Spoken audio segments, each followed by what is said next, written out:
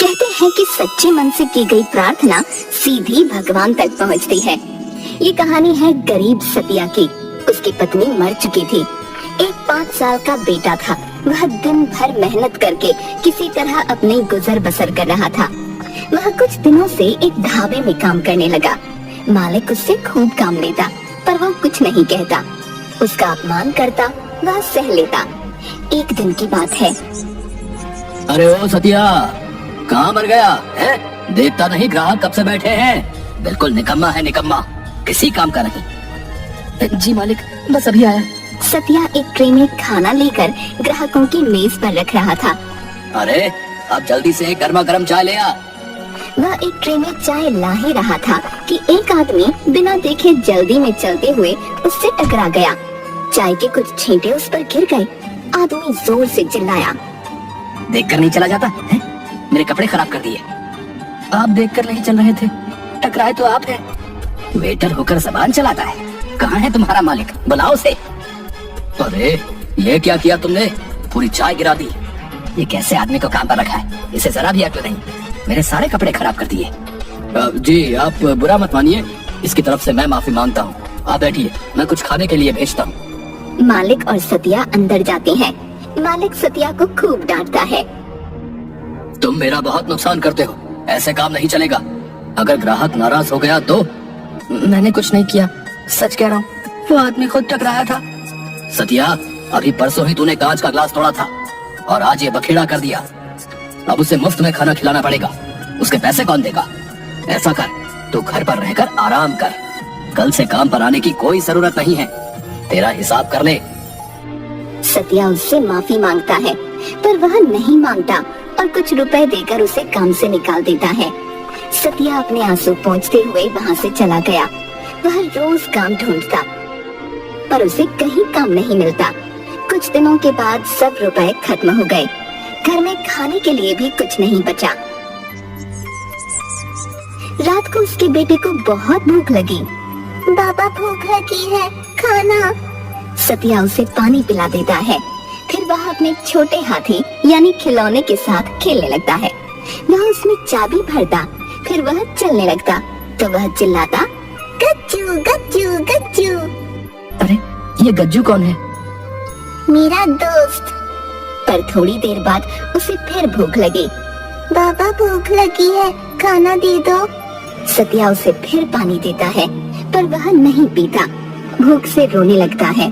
रोते हुए वह केवल खाना खाना बोलता है। सतिया उसे देखकर खुद रोने लगता है। मैं कैसा पिता हूँ, अपने बेटे को 2 वक्त का खाना भी नहीं दे सकता। मैं तो भूख सह लूंगा, पर ये नन्ही सी जान कैसे सहेगी? बेटे ने रोते हुए अपना हाथी जोर से दूर फेंक दिया। तभी धरती हिलने लगी और उस खिलौने में से एक व्यक्ति निकला। सतिया उसे देखकर घबरा गया, पर उसका बेटा हंसने लगा।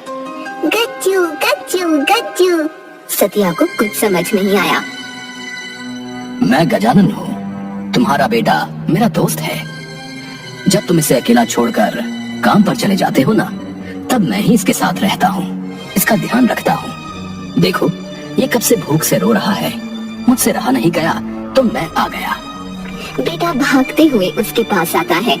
गजानन प्यार से उसकी आंखों पर हाथ रखकर, चलो अपनी आंखें बंद करो। गजानन एक चुटकी बजाता है। वहाँ बहुत सा खाना आ जाता है। बेटा आंखें खोलकर खाना देखकर खुश हो जाता है। चलो जल्दी जल्दी, तुम और बाबा सब खा लो। बेटा खाना खाने लगता है।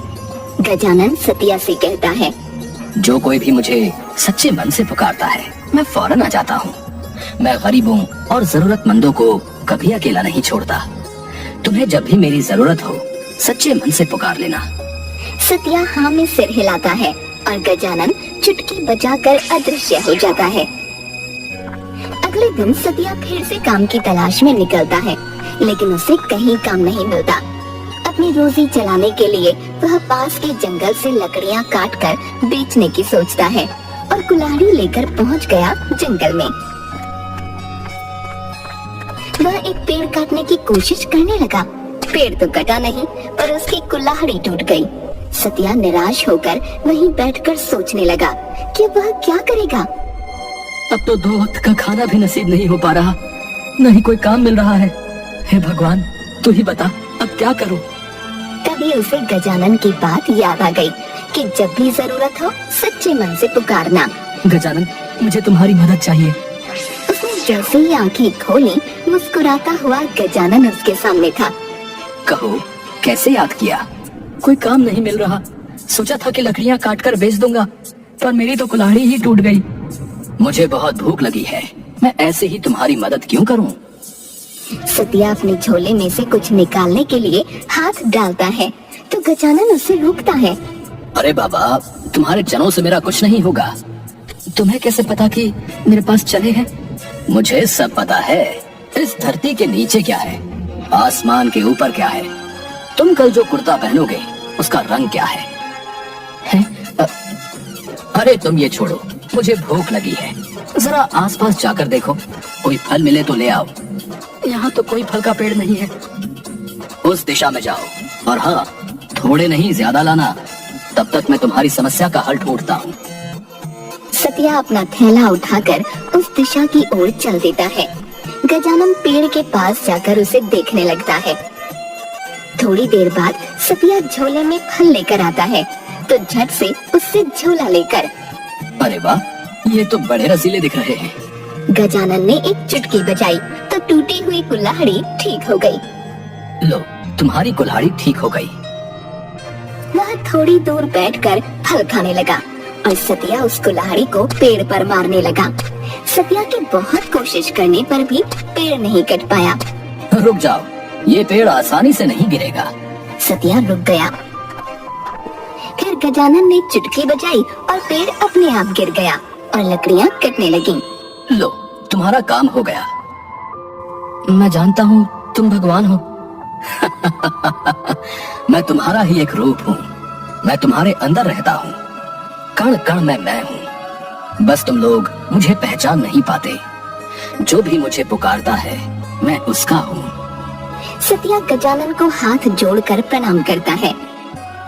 मेरी एक बात ध्यान से सुनो, अब से तुम लकड़ियों का ही कारोबार करोगे, इसी से तुम्हारी रोजी रोटी चलेगी।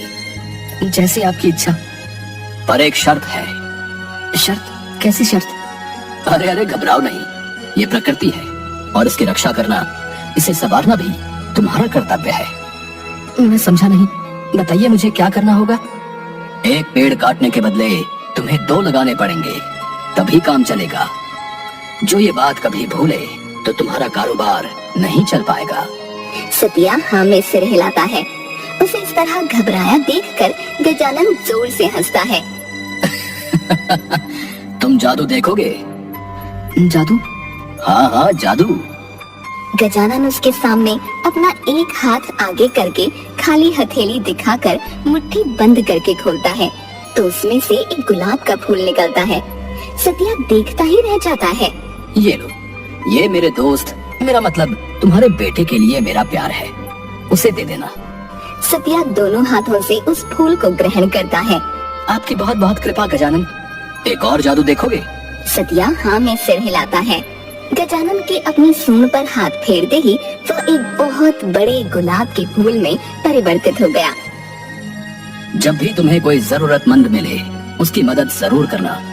चलो, अब मैं चलता हूँ, मुझे कोई और पुकार रहा है। कहकर वह फूल तेजी से घूमते हुए उड़ गया और आसमान में उड़ते उड़ते आंखों से ओझल हो गया। सतिया ने दोनों हाथ जोड़े और आंखें बंद करके गजानन को धन्यवाद किया। फिर उसने लकड़ियां बाजार ले जाकर बेची तो बहुत से रुपए मिले। इसी तरह कुछ ही दिनों में उसने लकड़ियों की एक दुकान खोल ली और वह जंगल में एक पेड़ काटने पर उसकी जगह 2 लगाता।